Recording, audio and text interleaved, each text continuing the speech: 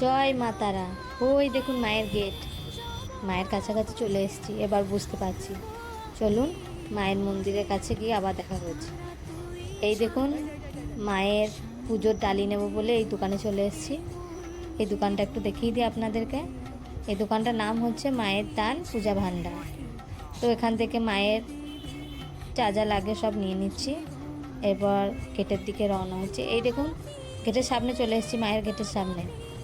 এরপর দেখি কতটা ভিড়, কি কি করতে হবে। এই প্রথমবার এসেছি, একটু তো অসুবিধা হচ্ছেই।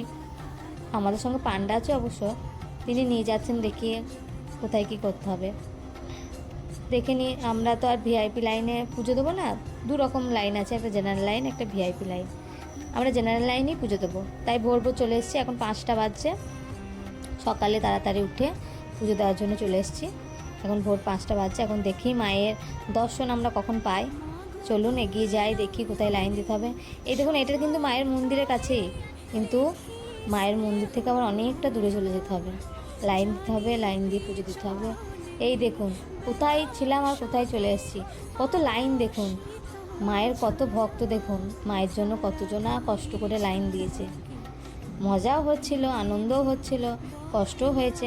এই দেখুন মায়ের মন্দিরে পুজো দেওয়ার সময় ফোন অ্যালাউ নেই, তাই মায়ের মন্দিরে ভালো করে দেখাতে পাইনি।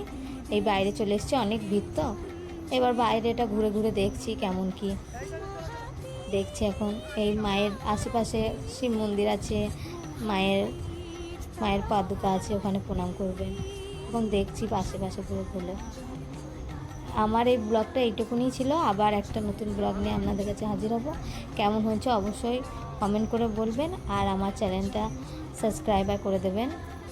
তো এইটুকুনি আপনাদের সামনে তুলে ধরার চেষ্টা করলাম। যদি ভালো লাগে তাহলে একটা লাইক, কমেন্ট, শেয়ার করে দেবেন।